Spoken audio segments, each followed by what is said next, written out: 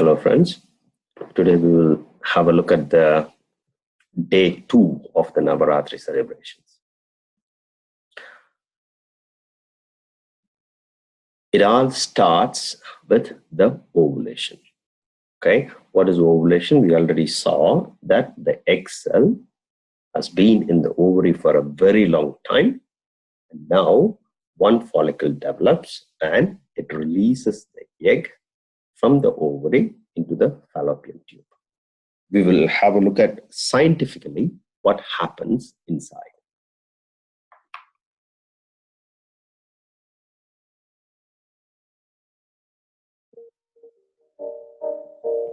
Ovulation is a part of the menstrual cycle. The ovary releases a ripe egg, or ovum.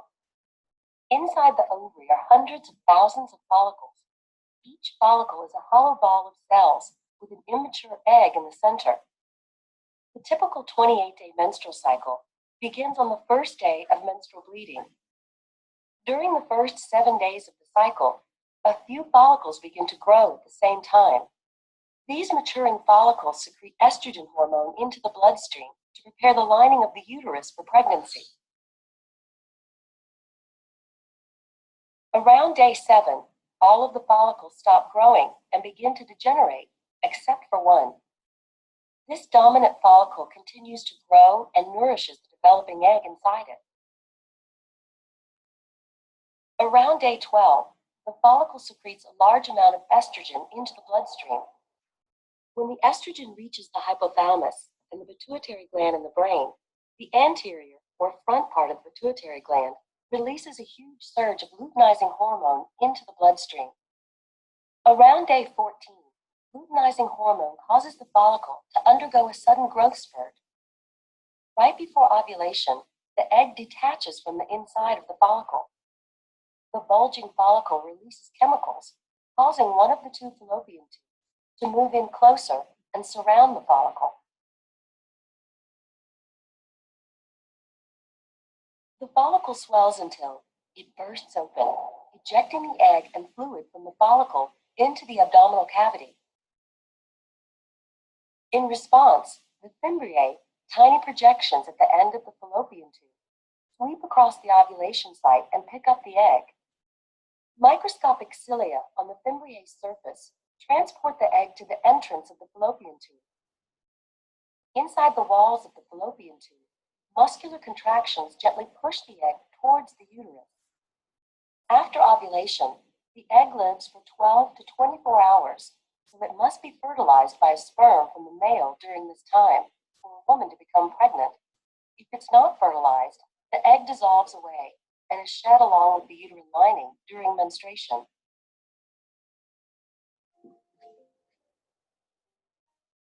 So the logic is clear. What happens in ovulation? இதைத்தான் நம்ம என்ன சொல்றோம்னா, இந்த release ஆகி வருது இல்லையா அந்த எக், அவங்கள வந்து பிரம்மச்சாரிணி அப்படின்னு சொல்றோம், இல்லைன்னா தனலட்சுமி. பழைய கதை தான், ரொம்ப நாள் sorry, I switched to Tamil, sorry. So we are talking about ovulation here, and this is what we are referring to as the second day, which is brahmacharni or Dhanalakshmi. So this is on the second day. She did penance for so many years, waiting for Shiva to marry her, and the story continues. Right? And when you look into the old scriptures, you will see her in the name of Tara. Okay. Now, while this happens on the women's side, the sperms should also start their journey so that they can reach the egg cell at the right time. If not, the egg cell will die and the sperm cell will also die. Okay, let's have a quick look at what happens scientifically.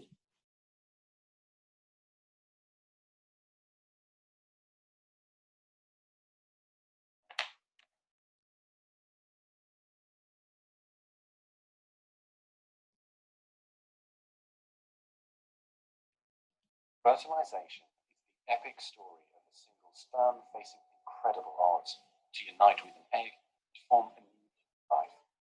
It is the story of all of us.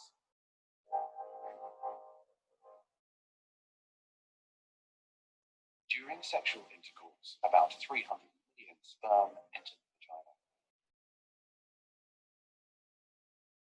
Soon afterward, millions of them will either flow out of the vagina or die in its acidic environment. However, many survive because of the protective elements provided in the fluids surrounding them. Next, the sperm must pass through the cervix, opening into the uterus. Usually, it remains tightly closed, but here the cervix is open for a few days while the woman ovulates. The sperm swim through the cervical mucus, which is thinned to a more watery consistency for easier passage. Once inside the cervix, the sperm continues swimming toward the uterus, though millions will die trying to make it through the mucus. Some sperm remain behind, caught in the folds of the cervix, but they may later continue the journey as a backup to the first group. Inside the uterus, muscular uterine contractions assist the sperm on their journey toward the egg. However, resident cells from the woman's immune system, mistaking the sperm for foreign invaders, destroy thousands of them.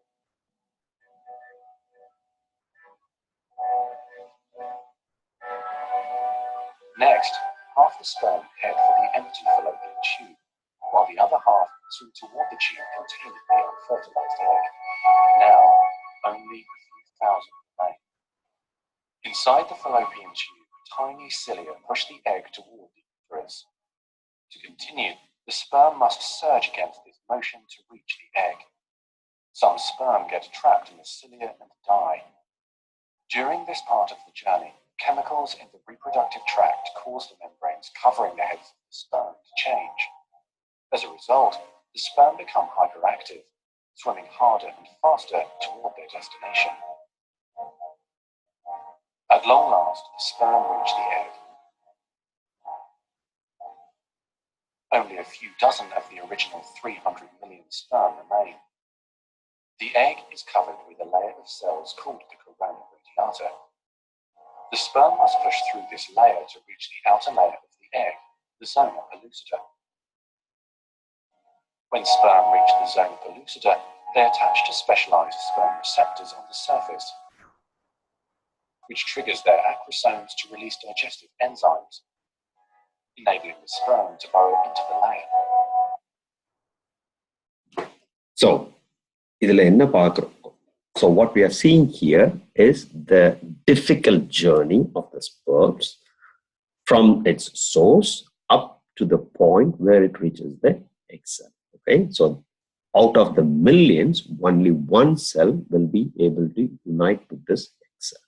Okay, why is that relevant? Because that is denoted as Chandraganta or Danya Lakshmi in the day. This is the day of marriage, which is the union of Shiva and Parvati. And according to the Puranas, Shiva comes to marry Parvati in a strange form, okay, with a lot of snakes and with his hair unkempt. And what Parvati does is transform herself into the same form as Shiva, okay? And then they will get married. So the whole concept can be seen in the picture of Chandraganta because it is a terror form, and that is removed from the picture of the Danya Lakshmi. Okay, you can see she is serene and calm and composed, but it is not the case in Chandraganta. So why did Shiva come with snakes and unkempt hair? Snakes, I mean, we already saw there are thousands or millions of sperms coming. Why? What is relevant to the unkempt hair and so on? We will look at that, what happens scientifically.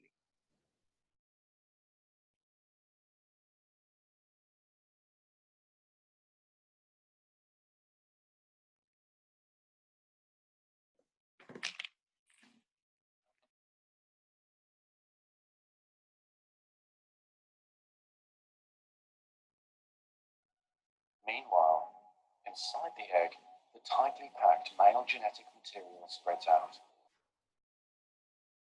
A new membrane forms around the genetic material, creating the male pronucleus. Inside, the genetic material reforms into 23 chromosomes. The female genetic material, awakened by the fusion of the sperm with the egg, finishes dividing, resulting in the female pronucleus, which also contains 23 chromosomes. So what we are seeing is, when after the sperm has penetrated the egg cell, it forms the male nucleus, and then the female egg cell was arrested in its previous phase before it got fully matured. Now it undergoes that division, and now they both are of the same form, which is the 23 chromosomes on either ends, and then they are ready for union, to make the child. That's the reason why the Puranas have been written that way.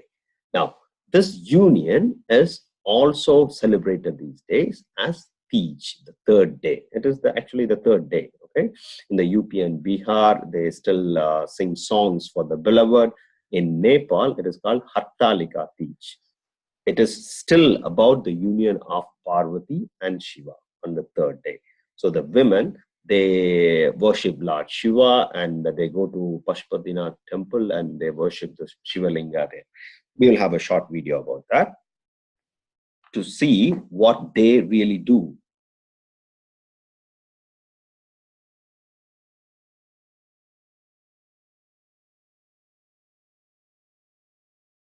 This is a monsoon festival that is celebrated by women in Nepal and few parts of India. This festival is celebrated by women dressed in red and decorated in heavy gold ornaments, dancing and doing prayer rituals to pay homage to Hindu goddess Parvati and her reunion with Shiva. This festival is celebrated on the third day of the full moon day in the Nepalese month of Bhadra, which falls in August or September of the English calendar. This day in Nepal is dedicated especially to women. On this day, women fast, and some without even drinking a drop of water and eating a morsel.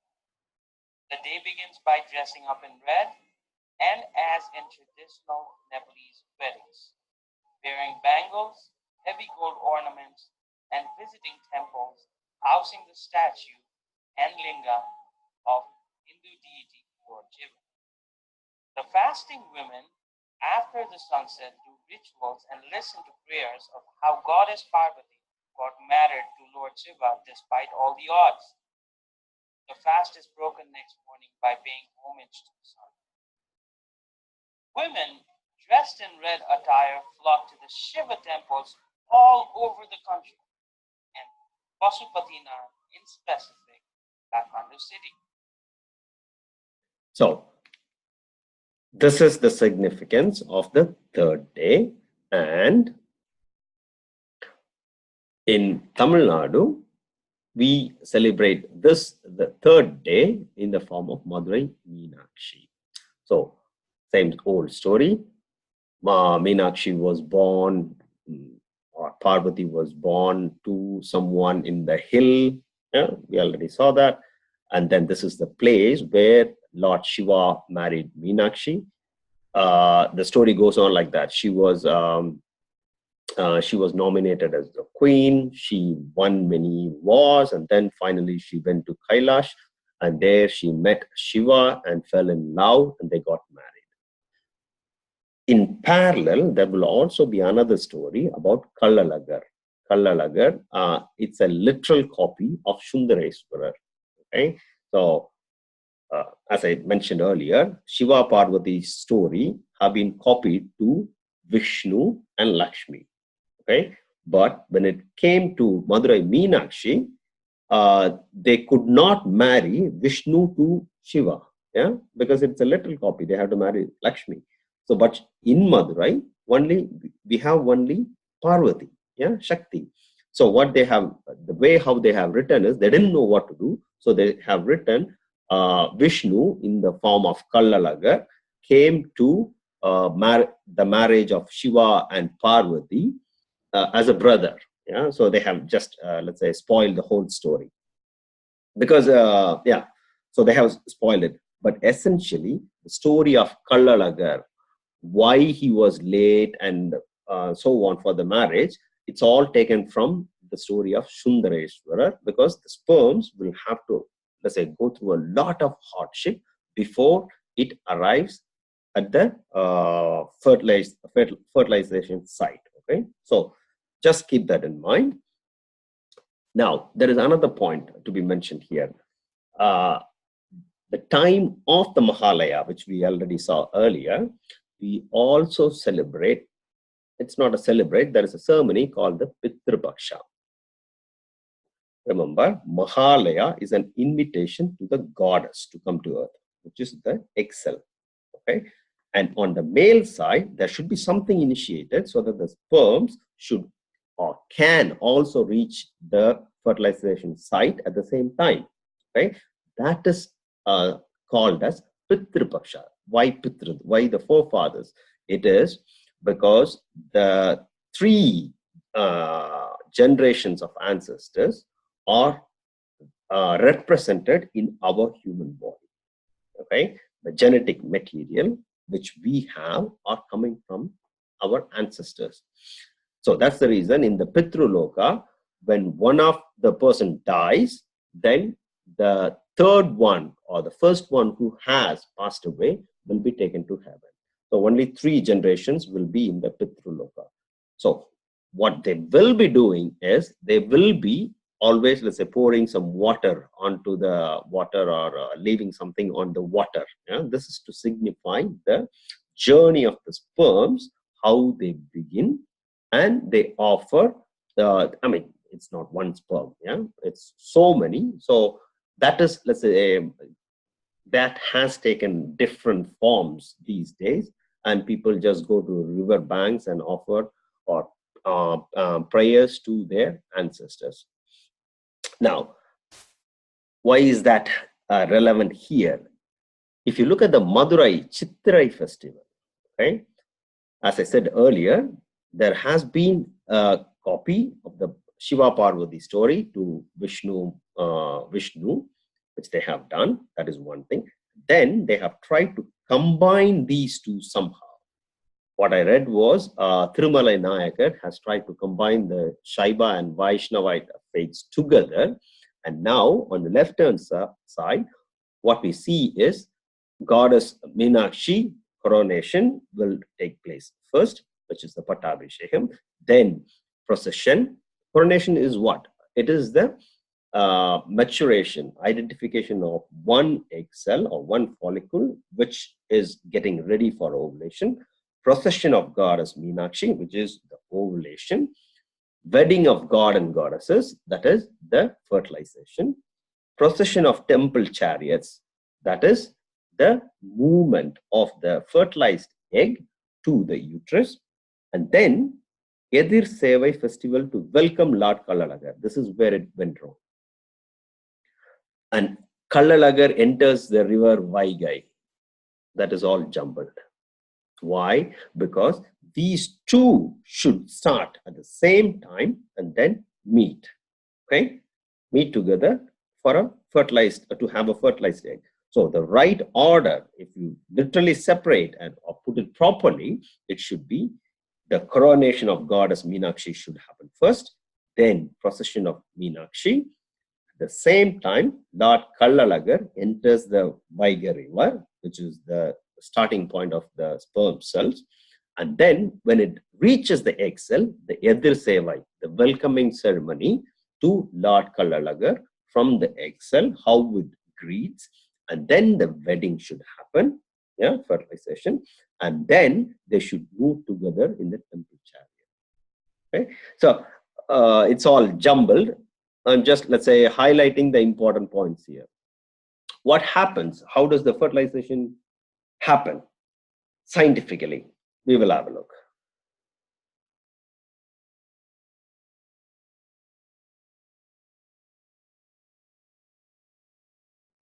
Inside the zone of Pellucidar is a narrow, fluid-filled just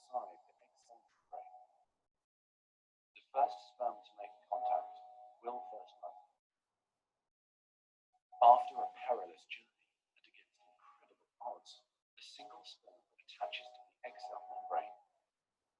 Within a few minutes, their outer membranes fuse, and the egg pulls the sperm inside.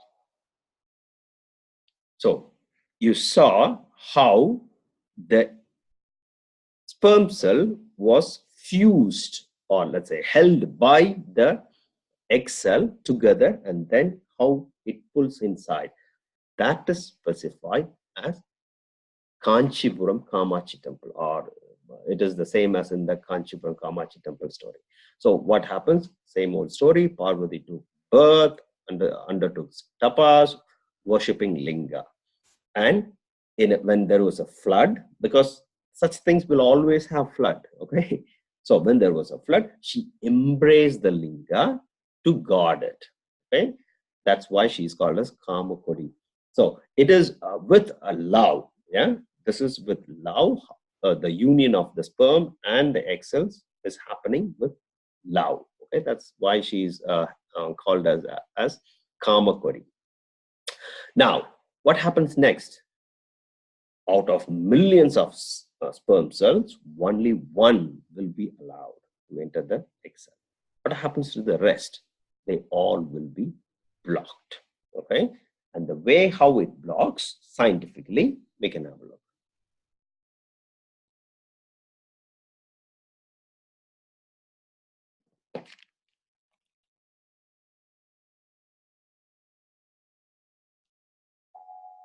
After a perilous journey and against incredible odds, a single sperm attaches to the egg cell membrane. Within a few minutes, their outer membranes fuse, and the egg pulls the sperm inside. This event causes changes in the egg membrane that prevent other sperm from attaching to it. Next, the egg releases chemicals that push other sperm away from the egg to create an impenetrable fertilization membrane. As the reaction spreads outward, sperm pellucida hardens, trapping any sperm unlucky enough to be inside. Outside the egg, sperm are no longer able to attach to the sperm pellucida. So the process is not simple, okay? The egg literally blocks, and all the other sperms will be denied entry into the egg cell, and they will be killed. Yeah? So the sperm cells are coming in loud, or let's say with great force, to be united with the egg cell. They will not be let in. Where can we see that? This is we can observe this in Kodungalur temple in Kerala. It's an Amman temple, Bhagavati, and it is called as Kabu Kabu. We already saw what is Kabu, yeah? In the first part, and touching the Kabu, yeah? That is the union. This signifies the union and the state of how the other sperms will be treated. If you look into, if you look at the practices of what is really happening in the Kodungalur temple, you will be able to see there will be one sperm which will be allowed, and then everything will be blocked, and then this should happen. I do not know the details, but this is that. I'm 100% sure. You have a look at the way how these people are trying to enter into the temple. They throw sticks, they throw stones, I don't know. They try to use sexually abusive languages, yeah, at the goddess. At the goddess, this happens even now. Okay, this is to show how the sperm cells are trying to unite with the egg cell. Okay, and they try to beat the sticks, and they try to enter into the temple. You just have a look at the video how it is done.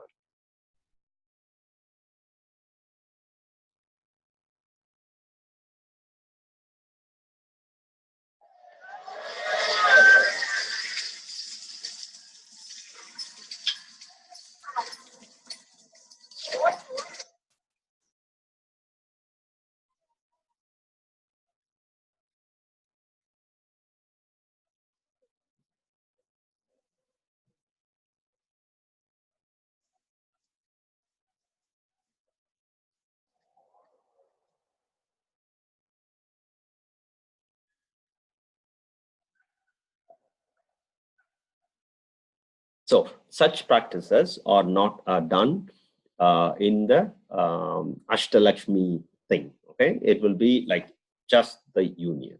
Okay, that's the reason why on the Bhagavati or Parvati side, you will see a lot of raw stuff like this. And on the Vaishnavism or the Lakshmi side, you will see only, let's say, decent looking stuff.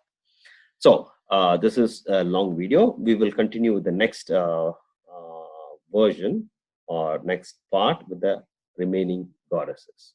Thank you.